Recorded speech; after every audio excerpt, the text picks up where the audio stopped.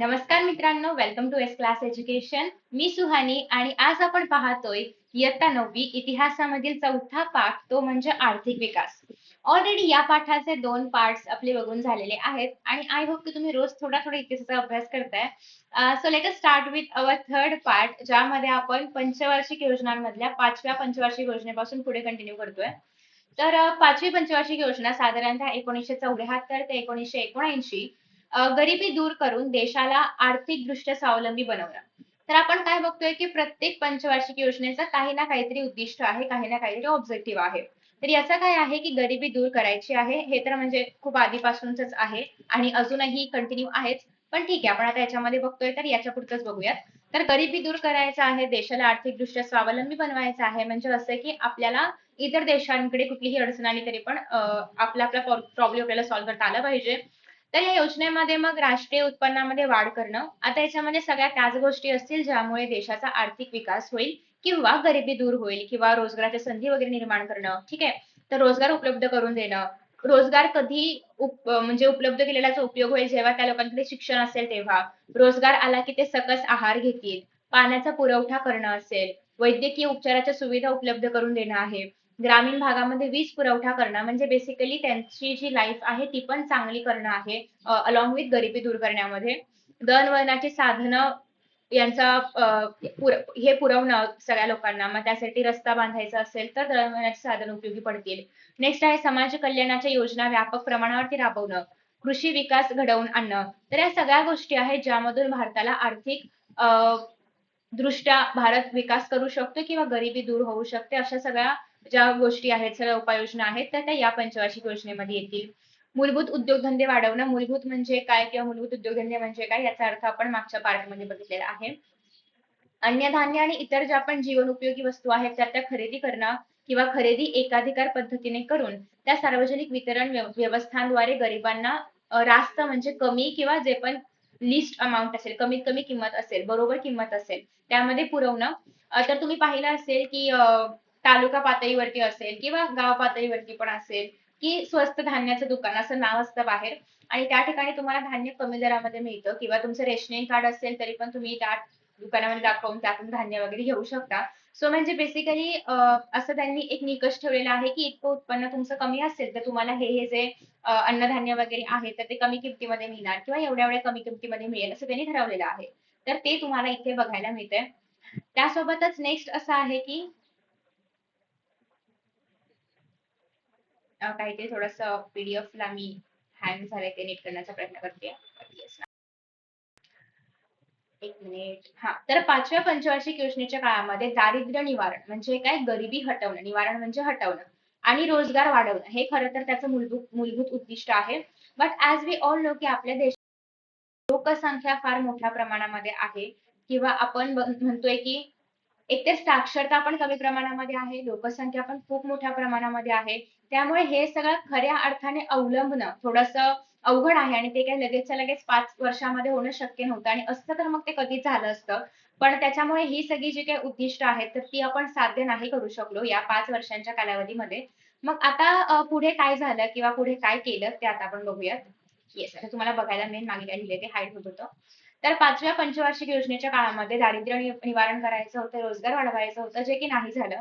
तर 1977 मध्ये लोकसभेच्या निवडणुकीमध्ये काँग्रेस पक्षाचा पराभव झाला. हे आपण आधीच्या पाठामध्ये, दुसऱ्या पाठामध्ये पाहिलंय. तर जनता पक्ष सत्तेवरती आला आणि नव्याने सरकार पंचवार्षिक योजना घेऊन आलं. मग 1978च्या मार्च अखेर समाप्त करून एप्रिल 1978 पासून साखळी योजना सुरू झाली. पण ती काय यशस्वी नाही झाली. 1980 मध्ये लोकसभेच्या मध्यवर्ती निवडणुका झाल्या. मध्यवर्ती निवडणुका म्हणजे काय, मध्येच सरकार पडल्यामुळे किंवा मध्येच अल्पमतामध्ये सरकार येतं तेव्हा या निवडणुका होतात. हे आपण ऑलरेडी राज्यशास्त्रामध्ये बघतोय. त्यानंतर नेक्स्ट आहे की या सरकारने मग साखळी योजना बंद केली. आता नवीन पक्षाला म्हणजे काँग्रेस पक्षाला त्या पक्षाचे वेगळे काहीतरी नियम आहेत किंवा वेगळ्या काहीतरी योजना आहेत. तर मग त्यांनी ही जी काही आधीची साखळी योजना होती तर ती बंद केली आणि परत आता काँग्रेसनेच पंचवार्षिक योजना चालू केलं होतं. परत काँग्रेस सत्तेवरती आलं. सो परत त्यांनी त्यांचं पंचवार्षिक जे आहे तर ते कंटिन्यू केलं. आता ही जी 5वी पंचवार्षिक आहे तर ती 79 पर्यंत होती. 6वी पंचवार्षिक योजना 80 पासून 85 पर्यंत आहे. ठीक आहे. अगेन ती उद्दिष्ट काय मागे पूर्ण झाली नव्हती 5व्या पंचवार्षिक योजनेमध्ये. दारिद्र्य निर्मूलन करणं आणि रोजगार निर्मिती तेच पुढे कंटिन्यू आहे 6व्या पंचवार्षिक योजनेमध्ये. सो तुम्हाला लक्षात ठेवायला पण इझी आहे. तर योजनेची उद्दिष्टे पुढील प्रमाणे होती. एकतर अर्थव्यवस्थेच्या विकासामध्ये वाढ करणं ते तर आहेच, म्हणजे ते केल्याशिवाय दारिद्र्य निर्मूलन नाही होणार किंवा रोजगार निर्मिती करूनच आपण हे अचीव्ह करू शकतो. त्यानंतर गरिबी आहेच. बेकारी म्हणजे काय? रोजगार नसणं. तर याच्यामध्ये घट करणं म्हणजे याचं जे आहे प्रमाण तर ते कमी करणं. छोटी-छोटी छोटी कुटुंब पद्धती स्वेच्छेने स्वीकारतील असं धोरण ठेवलं पाहिजे. कारण कुटुंब जर लहान असेल, तर अर्थात त्याच्या गरजा लहान असतील, खर्च कमी असतील, तर ते भागवायला इझी जाईल आणि ऑफकोर्स देशाच्या संसाधनांवरती पण ताण येणार नाही. आणि त्यामुळे हम दो हमारे दो असेल, तर या सगळ्या योजना ज्या आहेत त्या सुरू झाल्या जेणेकरून लोकांनी कुटुंब नियोजन करावं आणि साधारणतः लोकसंख्या कमी होण्यावर पण भर दिला जाईल. ठीक आहे. तर मग 6व्या पंचवार्षिक योजनेमध्ये याच्याशी निगडीत काय काय केलं? एकतर एकात्मिक ग्रामीण विकास कार्यक्रम म्हणजे अर्थात गावांचा विकास झाला पाहिजे. मग तो कृषी मार्गामधून असेल किंवा इतर ज्या पण योजना राबवल्या जातात त्या मार्गामधून असेल. ग्रामीण भूमिहीन रोजगार हमी म्हणजे जे भूमिहीन लोक आहेत ज्यांच्याकडे जमीन नाहीये, जे असं असतं ना की त्यांच्याकडे जमीन नाहीये पण ते जमीनदाराकडे जातात काम करायला रोजगारावरती वगैरे, तर तसं असेल किंवा त्यांना इतर कुठला रोजगार मिळवून देता येतोय का, याच्याशी निगडीत आहे ग्रामीण भूमिहीन रोजगार हमी कार्यक्रम. राष्ट्रीय ग्रामीण रोजगार कार्यक्रम अगेन लोकांना रोजगार मिळवून देणं, मग त्यांना त्या रोजगाराच्या लायक बनवणं, त्यांना ते शिक्षण मिळवून देणं, तर या सगळ्या गोष्टी याच्यामध्ये आहेत. सालेम पोलाद प्रकल्प, पोलाद म्हणजे काय? लोखंडाचा प्रकल्प, लोखंडापासून जे पण इंडस्ट्रीज मध्ये रिक्वायरमेंट आहे त्याप्रमाणे सगळं बनवणं आणि अर्थात मग त्याच्यामध्ये रोजगार निर्मिती होतीच. नेक्स्ट आहे 7वी पंचवार्षिक योजना 85 पासून 90 पर्यंत. आता याचा भर अन्न, रोजगार आणि उत्पादकता याच्यावरती होता. गरिबी आणि म्हणजे रोजगार निर्मिती आणि दारिद्र्य निर्मूलन हे 5व्या आणि 6व्याचं होतं. 7व्याचं आहे अन्न, रोजगार आणि उत्पादकता.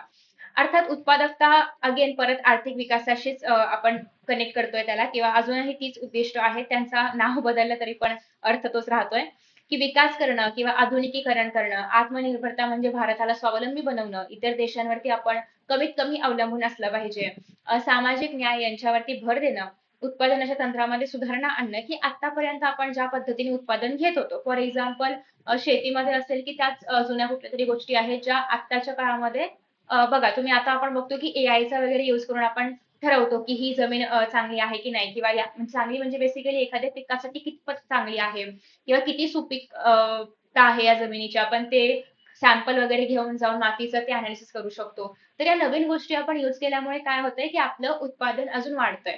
मग तेच आहे की जुन्या गोष्टींवरती भर देण्यापेक्षा आता नवीन आपण काय करू शकतो, तर या गोष्टींचा पण आपण अवलंब केला पाहिजे. आपलं जे पण आतापर्यंतची पद्धत आहे तर ती पण आपण सुधारली पाहिजे. नवीन नवीन गोष्टीचा अवलंब केला पाहिजे. राष्ट्रीय उत्पादनामध्ये दरवर्षी 5% वाढ करणं, अन्नधान्याच्या उत्पादनामध्ये सुद्धा वाढ करणं, तर ही सगळी उद्दिष्ट होती 7व्या पंचवार्षिक योजनेची. सो म्हणजे बेसिकली तुम्हाला हे कळतंय की थोडंफार प्रमाणामध्ये आपण काय करतोय, आपल्या पंचवार्षिक योजना अजून थोड्याशा बदलत जातोय. जी गरज त्या काळी होती किंवा त्या त्या वर्षांमध्ये होती तर त्यानुसार. आता मग तेव्हाच्या योजना कोणत्या होत्या? जवाहर रोजगार योजना, इंदिरा आवास योजना म्हणजे घराबद्दलच्या योजना, दशलक्ष विहिरींची योजना कारण पाणी पुरवठा झाला पाहिजे जर आपल्याला जमिनीमध्ये उत्पादन वाढवायचं असेल तर. रोजगार निर्मितीसाठी 7वी पंचवार्षिक योजना अतिशय उपयोगी ठरली कारण एकतर नवीन तंत्रज्ञान वगैरे वापरण्यात येत होतं. शेतीवरती फोकस केला जात होता. या विहिरी वगैरे बनवण्यासाठी पण ऑफकोर्स रोजगार मिळणारच त्याच्यामधून पण. तर त्याच्यामुळे रोजगार निर्मितीसाठी ही योजना म्हणजे चांगली ठरली. ठीक आहे. नेक्स्ट आहे 8वी पंचवार्षिक योजना 92 पासून 97 पर्यंत. तर या योजनेमध्ये अ, खाजगी क्षेत्राला वाव देण्यात आला. खाजगी क्षेत्र म्हणजे काय? जसं की याचं एक्झाम्पल मी तुम्हाला ऑलरेडी सांगितलेलं आहे की गव्हर्नमेंटच्या मालकीच्या नसून खाजगी व्यक्तीच्या किंवा कुठल्याही एका व्यक्तीच्या हातामध्ये असणार त्या कंपन्या. फॉर एक्झाम्पल जिओ बघतो आपण जे की अंबानीच्या हातामध्ये आहे त्याच्याशी रिगार्डिंग सगळे निर्णय वगैरे गव्हर्नमेंटच्या हातात नाहीये जिओ. किंवा सोबतच आपण बघतो की टायटनचं घड्याळ असेल किंवा टाटाच्या इतर कुठल्याही वस्तू असतील, कुठल्याही सर्व्हिसेस असतील, तर ते सगळे टाटाच्या अंडर येतात. गव्हर्नमेंटच्या अंडर नाही येत आहे. सो ते काय झालं? खाजगी झालं ते सगळं. ठीक आहे. तर योजनेचे वैशिष्ट्य पुढील प्रमाणे होते. तुम्ही म्हणाल काय गरज आहे म्हणजे खाजगीकरण करायची गरज काय आहे? तर खाजगीकरण केल्याने एकतर नफा खूप जास्त होतो. अ, मान्य की त्याचे काही तोटे पण आहेत रोजगाराबाबतचे. पण अर्थात विकास जर जलद गतीने करायचा असेल तर खाजगी करण करणं किंवा खाजगी क्षेत्राला वाव देणं खूप जास्त गरजेचं आहे. तर या योजनेची वैशिष्ट्य पुढील प्रमाणे होती, की राष्ट्रीय जे आपलं उत्पन्न आहे तर त्याच्या वाढीचा दर 6.5 इतका ठेवणं, लोकसंख्या वाढीला आळा घालणं, कुटुंब नियोजन करणं, प्राथमिक शिक्षण सगळ्यांना मिळेल असं काही सुविधा आणणं आणि त्यासोबतच या ठिकाणी तुम्हाला बघायला मिळतंय, की या योजनेमध्ये काय काय होतं. प्रधानमंत्री रोजगार योजना आहे, महिला समृद्धी योजना आहे महिलांच्या सक्षमीकरणासाठी, राष्ट्रीय सामाजिक आर्थिक सहाय्य योजना आहे, मध्यान्ह आहार योजना. मराठी शाळांमध्ये किंवा सेमी इंग्लिशच्या ज्या काही शाळा आहेत त्यांच्याकडे मध्यान्ह खिचडी मिळते बघा आपल्याला किंवा काही चणे वगैरे मिळतात उकडलेले, आमच्या शाळेमध्ये पण मिळायचे. सो ते आहे मध्यान्ह आहार योजना, जेणेकरून जे शाळेत येणारी शाळकरी मुलं आहेत किंवा जे विद्यार्थी आहेत त्यांना सकस आहार मिळावा. इंदिरा महिला योजना, गंगा कल्याण योजना. तर 8व्या पंचवार्षिक योजनेमध्ये खासगी क्षेत्राचे महत्व वाढलं आणि 1991 मध्ये जे आपण जागतिकीकरण केलं होतं किंवा उदार मुक्त धोरण आपण स्वीकारलं होतं, तर त्याचं प्रतिबिंब तुम्हाला याच्यामध्ये बघायला मिळते, की ते ह्याच्यामध्ये आता इन्व्हॉल्व्ह होत होतं. त्यानंतर आहे 9वी पंचवार्षिक योजना 97 पासून ते 2002 पर्यंत. कृषी व ग्रामीण विकास याच्यावरती भर देणं खरं तर हे या योजनेचं काम होतं. आर्थिक विकासाचा दर वाढवणं, पायाभूत क्षेत्रामध्ये निकोप स्पर्धा. निकोप म्हणजे काय? स्पर्धा असावी. म्हणजे स्पर्धा असेल तरच क्वालिटी इम्प्रूव्ह करू आपण, राईट? गुणवत्ता वाढेल आपली. स्पर्धा असावी, पण त्याच्यामध्ये राग नसावा. निकोप म्हणजे काय? राग, द्वेष, जेलसी हे नसावं.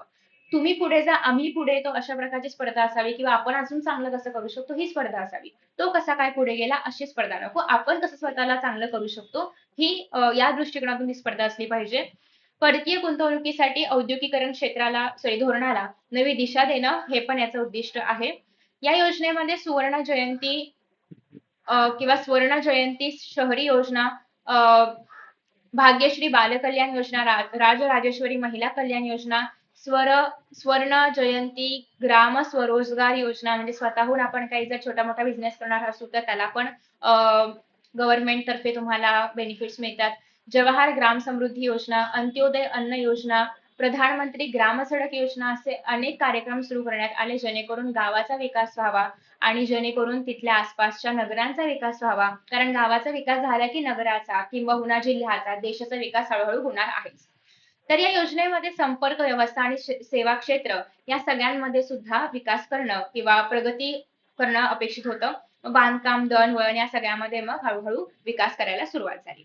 तर अशा पद्धतीने सगळ्या ज्या पंचवार्षिक योजना आहेत तर त्या आपण बघितलेल्या आहेत. आय होप की तुम्हाला सगळ्याचं जे उद्दिष्ट आहे तर ते कळलं असेल.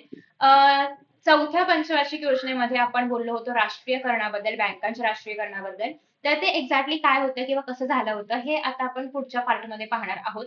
आय होप की तुम्हाला आजचा व्हिडिओ आवडला असेल आणि या सगळ्या गोष्टी समजल्या असतील. Thank you so much for watching and see the next video. Bye.